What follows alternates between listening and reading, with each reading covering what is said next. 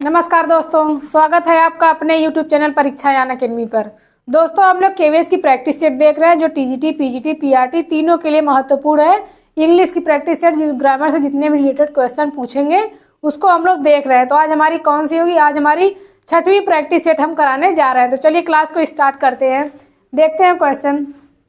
Top 30 question लेकर आए हैं दोस्तों, आप लोग ध्यान से देखिएगा, व्याख्या भी ध्यान से देखते रहिएगा, जिससे आपके ग्रामर के टाइप्स तो टॉपिक्स तो उतने ही होते हैं ना, तो इसी वजह से आप व्याख्या देखते रहेंगे तो आपको ग्रामर्स के रूल्स भी मालूम होते जाएंगे। हाँ, अगर इससे रिलेटेड कोई और क्वेश्चन पूछता है तो आप कैसे उसको सॉल्व करते हैं। तो चलिए देखते हैं क्वेश्चन क्या दिया गया है। क्वेश्चन दिया, filling the blanks with the following sentence by choosing the correct tense of the verb sequence of the tenses from the given option. क्या हमें भरना है? इसमें देखना है करेक्ट टेंस का करेक्ट फॉर्म भरना है। दिया गया after she dash dash dash her tea she felt refreshed. यहाँ पे देखिए कौन सा टेंस है, ये पास्ट इंडेफिनिट टेंस है। तो जाहिर सी बात है पहला वाला क्वेश्चन जो होगा, पहला वाला सेंटेंस जो होगा वो किस में होगा? पास्ट परफेक्ट टेंस में। तो यहाँ पे देखते हैं क्या होना चाहिए, हेल्पिंग वर्ब हैड होना चाहिए। फिर उसके बाद क्या, सी आफ्टर सी हैड हैव। यहाँ पे अगर हैव होगा, हैव किस में होगा? प्रेजेंट टेंस में। तो यहाँ पे हैड ऑप्शन सी सही हो जाएगा। हैव किसका थर्ड फॉर्म है?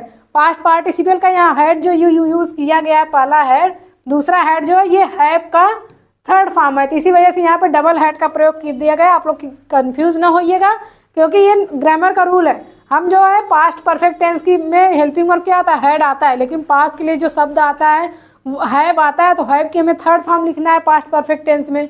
कोई परफेक्ट टेंस होता है थर्ड फॉर्म लिखना है, तो हैव की थर्ड फॉर्म क्या होगी? हैड हो जाएगी। तो इसी वजह से ऑप्शन सी यहाँ पे सही होगा, हैड। अगला point, let's hope it won't still dash dash dash when we leave. तो देखते हैं क्या, लेट्स होप, चलो आशा करते हैं कि इट वॉन्ट स्टिल, ये स्टिल, फिर उसके बाद खाली स्थान व्हेन वी लीव, जब तक हम इसको यहाँ से हटेंगे नहीं, मतलब छोड़ेंगे नहीं, तब तक क्या होगा? इट्स वॉन्ट बी रेनिंग, ये क्या होगी? वर्षा नहीं होगी। तो ऑप्शन बी डी यहाँ पे सही होगा। अगला प्रश्न है, unless it rains we will have to dash dash the plant daily. क्या करना है हमें? प्लांट को वाटर, मतलब अनलेस इट रेन्स, यदि बारिश नहीं होती है तो हमें क्या करना है? वी विल हैव टू, हमें क्या करना है? पौधों को पानी देना है। तो पानी देना की इंग्लिश क्या होगी? वाटर्स होगा, वाटर्ड होगा, वाटर होगा, वाटरिंग होगा। वाटरिंग कोई नहीं होता, वाटर भी यहाँ पे नहीं होगा। इट रेन्स क्या है? ये इंडेफिनिट टेंस है, तो indefinite will have second form किस में होगा? फ्यूचर टेंस में होगा। तो जब फ्यूचर कंडीशनल सेंटेंस, दोस्तों ध्यान दीजिएगा, अगर पहला सेंटेंस पहला किस में होगा? प्रेजेंट, तो दूसरा किस में होगा? फ्यूचर में। यहाँ पे देखिए पहला तो प्रेजेंट में दिया हुआ है, लेकिन दूसरा किस में है? फ्यूचर टेंस में है। तो फ्यूचर टेंस के लिए हमें क्या? विल हैव टू, इसके बाद क्या हमें यहाँ फिल करना है? वर्ब के फॉर्म को फिल करना है। तो हैव टू के साथ क्या आएगा? वाटर। ऑप्शन सी, वाटर मतलब क्या होता है? पानी देना, पानी देना। ऑप्शन सी यहाँ पे सही होगा। अगला प्रश्न दिया गया, now the streets dash dash dash as parking places since the pavement have been encroached upon by the shopkeeper. तो यहाँ पे देखते हैं क्या भरा जाएगा। ऑप्शन देखते हैं, हैव बीइंग यूज्ड रहेगा, या बीइंग यूज्ड रहेगा, या बीन यूज्ड रहेगा, या आर बीइंग यूज्ड। तो देखते हैं यहाँ पे कौन सा सेंटेंस भरा जाएगा, ऑप्शन कौन सा यहाँ पे सही होगा। तो यहाँ पे क्या ऑप्शन सही होगा? Are being used. Option D सही होगा। Now the streets are being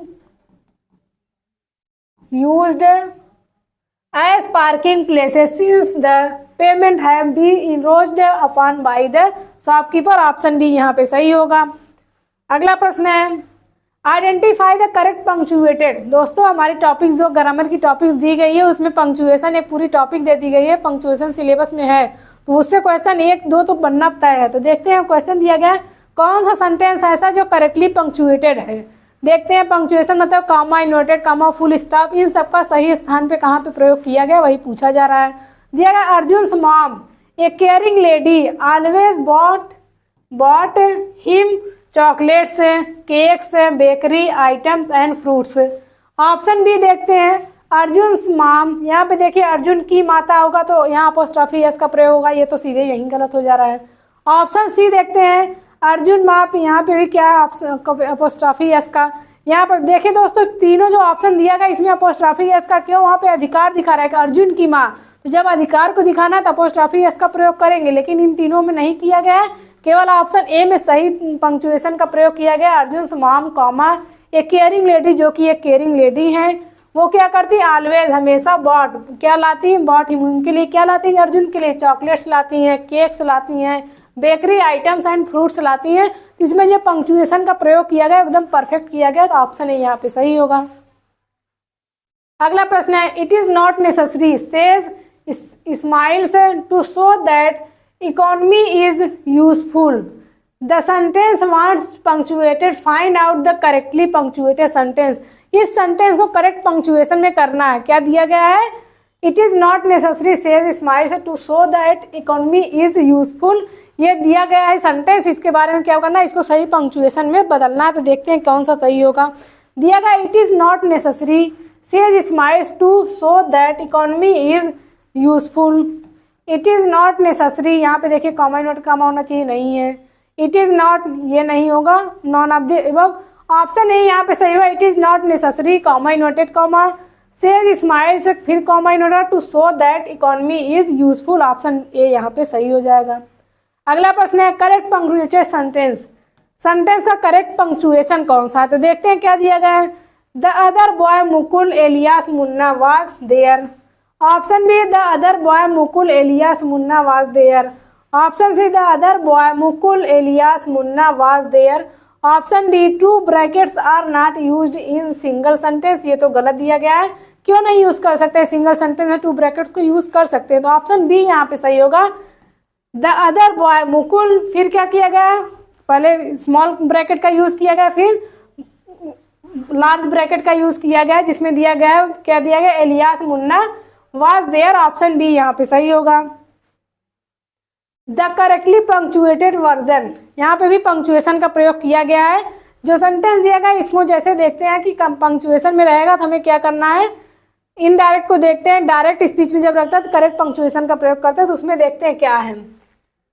he asked me common note का वेदर आई, देखिए दोस्तों ध्यान दीजिएगा, अगर वेदर आई का प्रयोग कर दिया जाएगा तो यहाँ पे देखते हैं जब भी वेदर का यूज हो जाएगा तो कॉमा नोटेड कॉमा हट जाता है। किसको हमें करना है, इसको, ये डायरेक्ट में नहीं बल्कि इनडायरेक्ट में इसको सही होगा, क्योंकि यहाँ पे डायरेक्ट में जो दिया गया है सब जगह वेदर का प्रयोग किया गया है, जबकि वेदर का जहाँ भी प्रयोग होता है तो कॉमा नोटेड कॉमा हट जाता है। तो ऑप्शन डी में देखते हैं he asked me whether I had written my exercise, option D यहाँ पे सही होगा। दोस्तों ध्यान दीजिए कॉमा नोटेड कॉमा के जगह पे वेदर आई का प्रयोग करते हैं, इफ का प्रयोग करते हैं किस सेंटेंस में, क्वेश्चन इंट्रोगेटिव जो सेंटेंस होता है उसमें कॉमा नोटेड कॉमा के स्थान पर वेदर या इफ का प्रयोग करते हैं, फिर उसके बाद जो आगे का सेंटेंस होता है उसको सिंपल सेंटेंस में चेंज कर सकते हैं, लेकिन यहाँ पे तीनों सेंटेंस गलत दिया गया है, ऑप्शन डी सही होगा। अगला प्रश्न है have you submitted your report yet, she said change the into indirect, इसको क्या करना है, इनडायरेक्ट में भरना है, डायरेक्ट में दिया है इनडायरेक्ट में भरना है। पहले ऑप्शन देखते हैं, देखिए सब में ऑब्जेक्ट का प्रयोग किया गया तो हमें ऑब्जेक्ट के साथ ही फॉर्मेशन करना है, तो क्या होगा, सी सेड इंट्रोगेटिव सेंटेंस है तो क्या करेंगे, आस्क्ड पर प्रयोग करेंगे, सी आस्क्ड हिम। फिर देखते हैं यहाँ पे किससे हेल्पिंग वर्ब से शुरू हुआ तो क्या करेंगे, वेदर या इफ का प्रयोग करेंगे, ऑप्शन में इफ का प्रयोग हुआ तो इफ का भी हम लोग भी प्रयोग करेंगे। फिर आगे का जो सेंटेंस रहता है उसको किस में चेंज करते हैं, तो सिंपल सेंटेंस में चेंज करते हैं। फिर क्या करते हैं, रिपोर्ट जो यहाँ यू दिया गया, यू सेकंड पर्सन ऑब्जेक्ट के अनुसार, ऑब्जेक्ट क्या है, हिम है, तो हिम का सब्जेक्टिव केस क्या होगा, ही होगा। फिर इसको किस में करते हैं, ये दिया गया है प्रेजेंट परफेक्ट टेंस में, तो चेंज किस में करते हैं, पास्ट परफेक्ट टेंस में, तो क्या हो जाएगा, he had submitted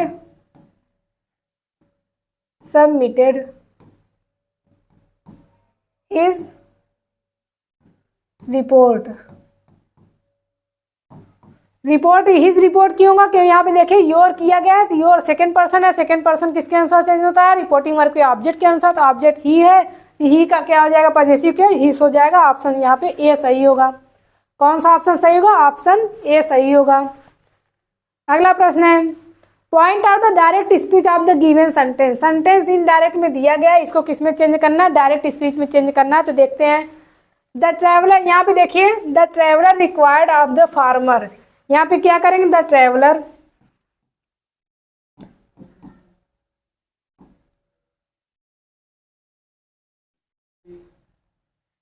the traveller said to the farmer, said to the farmer.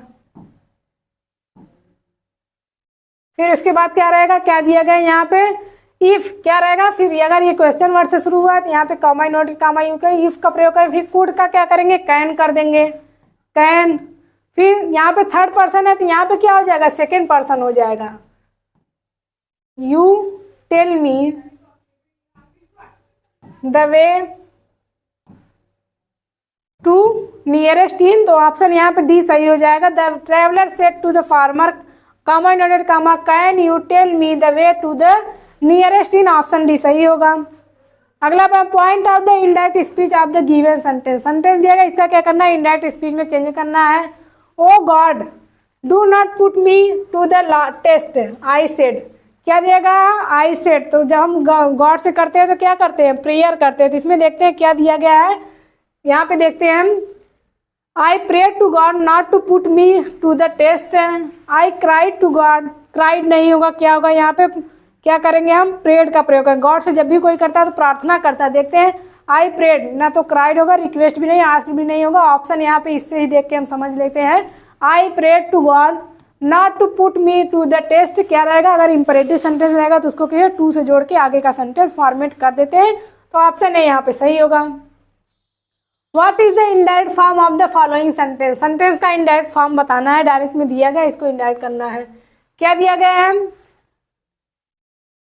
My teacher often says to me that if I don't work hard I shall fail, इसका क्या करना है, हमें डायरेक्ट फॉर्म में बनना है, इनडायरेक्ट फॉर्म दिया गया उसको डायरेक्ट फॉर्म में बनना है। तो देखते हैं, my teacher often says to me, my teacher often says to me, फिर क्या रहेगा, कॉमा नोटेड कॉमा, फिर उसके बाद क्या रहेगा यहाँ पे, if I do not work hard, क्या करेंगे, if I do not work hard. तो यहाँ पे देखते हैं क्या सही होगा, ऑप्शन यहाँ पे देख लेते हैं कौन सा सही होगा। तो जैसे दिया गया, इफ यू, अगर आई फर्स्ट पर्सन है और यहाँ पे फर्स्ट पर्सन सब्जेक्ट के अनुसार, सब्जेक्ट यहाँ पे कौन किससे कर रहा है, स्टूडेंट से कर रहे हैं, तो यहाँ पे देखते हैं इफ यू डोंट, ये किस में है, डोंट, यहाँ पे don't work hard you will fail, option यहाँ पे ए सही हो जाएगा। My teacher often says to me if you don't work hard you will fail, option यहाँ पे ए सही होगा। अगला प्रश्न है, fill in the blanks choosing the correct idiomatic expression, यहाँ पे क्या इडियम फ्रेजेस बताना, मतलब यहाँ पे कौन से सही इडियम्स का प्रयोग हमें करना है। जैसे दिया गया, देयर इज सर्टेनली मोर, खाली स्थान दिया गया, in the restaurant since they extended the dining area, तो हमें क्या करना है, डाइनिंग एरिया को एक्सटेंड करना है, मतलब पर्याप्त जगह के लिए अंग्रेज कौन सा इडियम फ्रेजेस यूज किया जाएगा, क्या बोन ऑफ कंटेंशन होगा, holding the head high, elbow room, snapping one's fingers, यहाँ पे ऑप्शन सी सही होगा, एल्बो रूम। इसका मतलब क्या होता है, इनफ स्पेस, इनफ स्पेस अर्थात पर्याप्त स्थान, यहाँ पे इसकी हिंदी क्या है, पर्याप्त स्थान, तो एल्बो रूम, ऑप्शन यहाँ पे सी सही होगा। अगला प्रश्न दिया गया है, filling the blanks choosing the correct idiomatic, यहाँ पे इडियम का भी प्रयोग करना है, इसकी हिंदी क्या होती है, मतलब इसका complete, to stir up a hornet's nest means, आगे दिया गया है, to do disservice to others, to excite the hostility of others, to be totally at a loss, option D दिया गया है, to be beaten by bugs, तो यहाँ पे ऑप्शन बी सही होगा। To stir up a hornet's nest means to excite the honest hostility of the others, option B सही होगा। अगला प्रश्न देखते हैं, filling the blanks choosing the correct idiomatic, यहाँ भी इडियम फ्रेजेस को बताना है। एरोडील, एरोडील मतलब क्या होता है, जो भी क्या होता है, कोई भी जैसे व्यवस्थित नहीं किया जाता है, अनजस्ट ट्रीटमेंट, कोई भी किया नहीं, मतलब तुरंत किया गया इस ट्रीटमेंट, अनअराइव्ड नहीं होगा, अर्ली स्टेज ऑफ असाइनमेंट नहीं होगा, यहाँ पे अनजस्ट ट्रीटमेंट, ऑप्शन सी सही होगा। एरोडील्स मतलब होता है अनजस्ट ट्रीटमेंट। अगला प्रश्न, an open question is, an open question का अर्थ क्या होता है देखते हैं। A poem, a permanent problem, a permanent problem मतलब स्थिर प्रॉब्लम हमेशा के लिए, ये नहीं। A question without any generally agreed answer, option C दिया गया a question put to all a permanent problem. यहाँ पे देखते हैं दो ऑप्शन मैच कर गया, लेकिन हमारा ऑप्शन कौन सा सही होगा, ऑप्शन बी सही होगा। A question without any generally agreed answer, ऐसा प्रश्न जो बिना किसी एग्रीड आंसर मतलब कोई भी आंसर एक परफेक्ट आंसर ना होके उसके कई आंसर होते हैं, उसको क्या कहते हैं, ओपन क्वेश्चन कहते हैं। मतलब एक क्वेश्चन के अनेक उत्तर होते हैं, उसे क्या कहते हैं हम लोग, ओपन क्वेश्चन। ऑप्शन यहाँ पे बी सही हो जाएगा। अगला प्रश्न देखते हैं।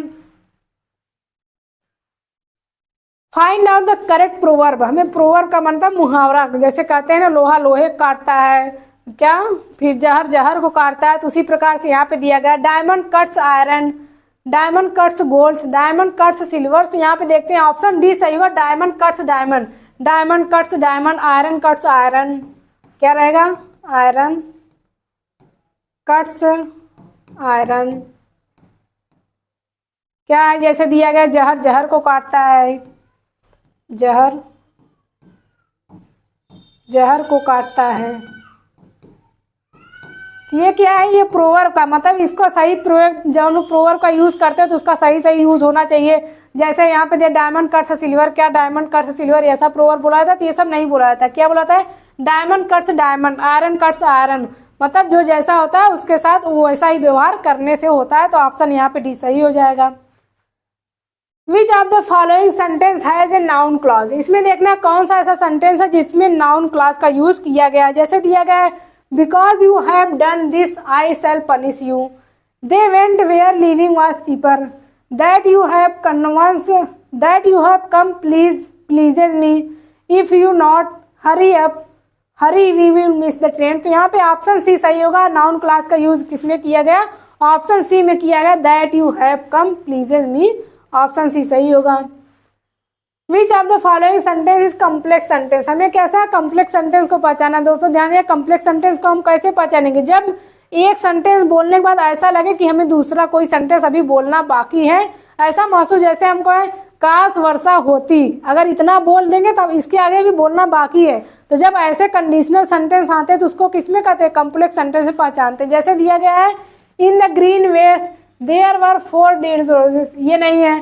Farooq played the sitar from 8 o'clock to 12 o'clock, ये तो बता रहा है, स्टेटमेंट है। फारूक क्या करते हैं, प्लेड सितार, सितार को बजाते हैं कब से कब तक, 8 o'clock से 12 o'clock तक करते हैं। ये सब क्या है, स्टेटमेंट के रूप में। लेकिन हमें क्या बताना, कॉम्प्लेक्स सेंटेंस को बताना है।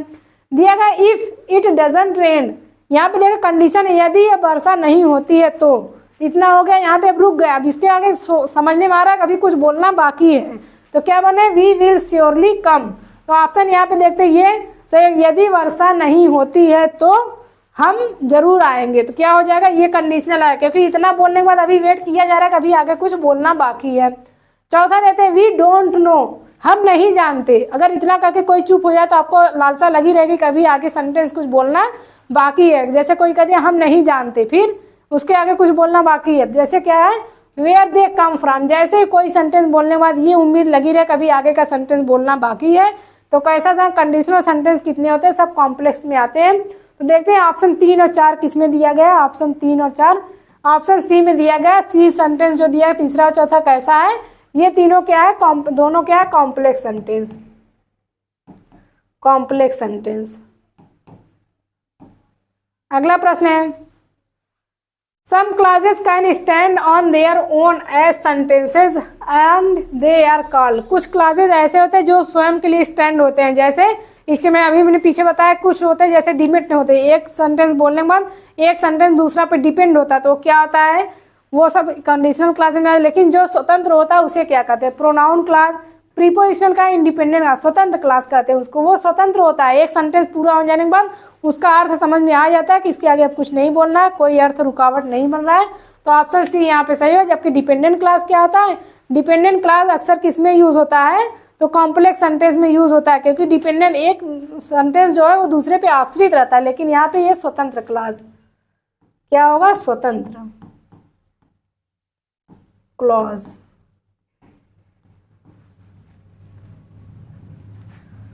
Option C. अगला प्रश्न देखते हैं, इसमें कौन सा सही था, इसमें देखते हैं ऑप्शन सी सही था।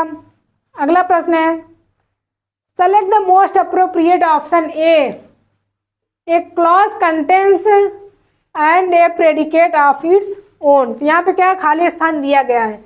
ए क्लॉज जो है contains A dash dash dash and A predicate of its own. कोई ऐसा क्लॉज होता है जिसमें क्या होता है, प्रेडिकेट होता है और क्या होता है, सब्जेक्ट होता है। तो ऑप्शन यहाँ पे डी सही होगा, सब्जेक्ट।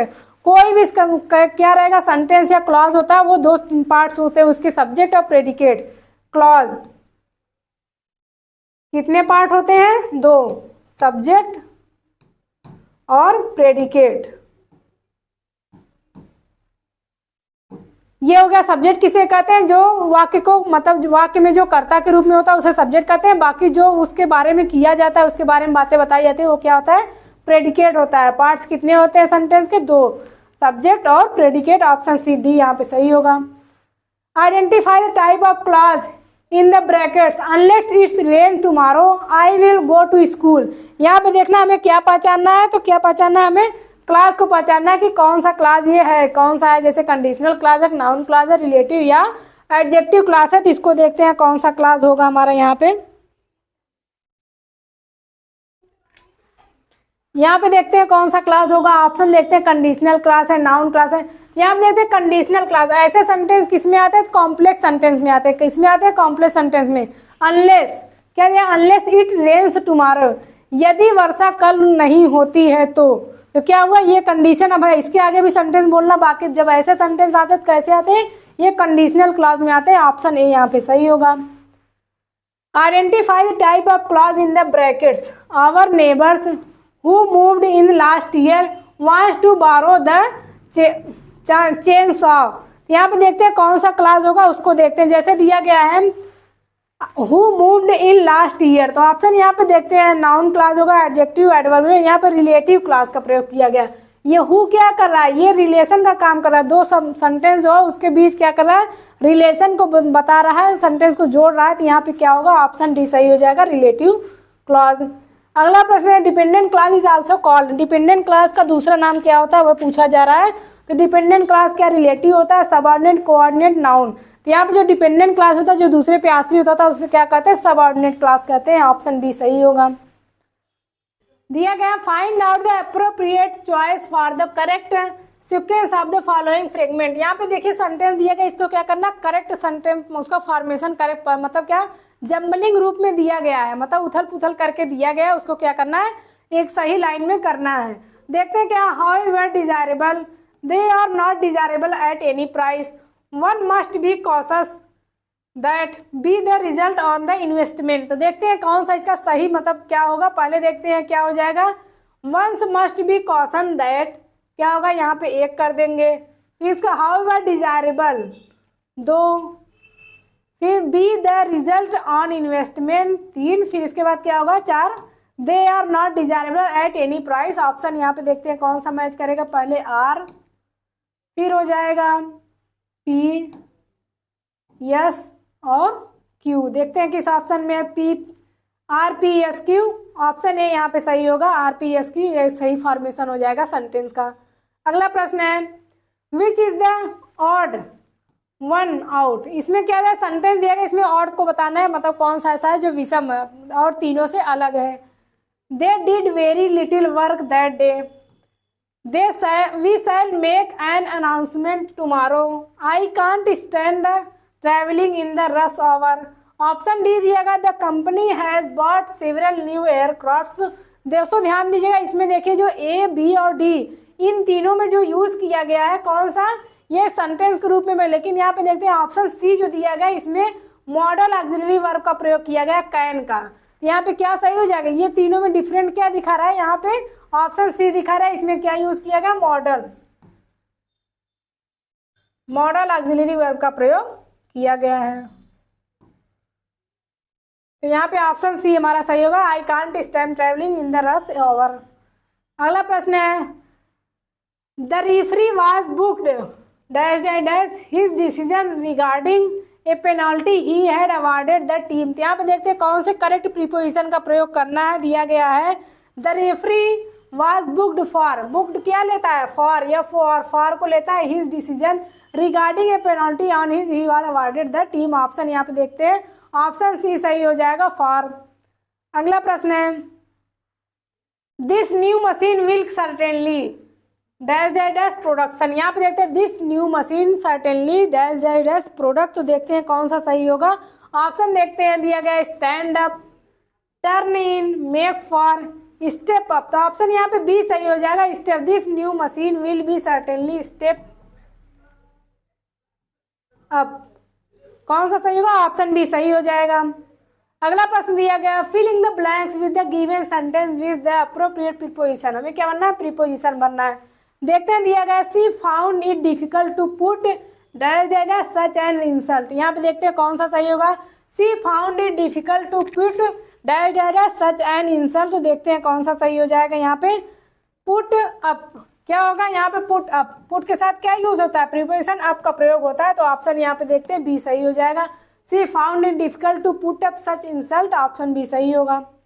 अगला प्रश्न है, he was ill dash dash dash a week and dash dash dash that week he ate nothing, तो क्या दिया गया है, ही वॉज इल फॉर, क्या यहाँ पे जब भी point of time, period of time आता है सिंस या फॉर का प्रयोग करते हैं, यहाँ पे पीरियड ऑफ टाइम का प्रयोग किया गया, तो इसके लिए क्या यूज करेंगे, फॉर अ वीक एंड उस दौरान क्या वो कितने हफ्ते से बिजी है, एक हफ्ते से वो क्या बीमार है, और उस दौरान क्या कर रहा था, वो खाना नहीं खा रहा था, तो क्या है, he was ill for a week and during, उस दौरान, during that week he ate nothing, उस दौरान वो कुछ नहीं खाता, तो यहाँ पे कौन सा सही होगा, देखते हैं ऑप्शन ए में दिया गया फॉर एंड ड्यूरिंग, ऑप्शन यहाँ पे ए सही होगा, फॉर और ड्यूरिंग का प्रयोग किया जाएगा, तो ऑप्शन ए यहाँ पे सही हो जाएगा।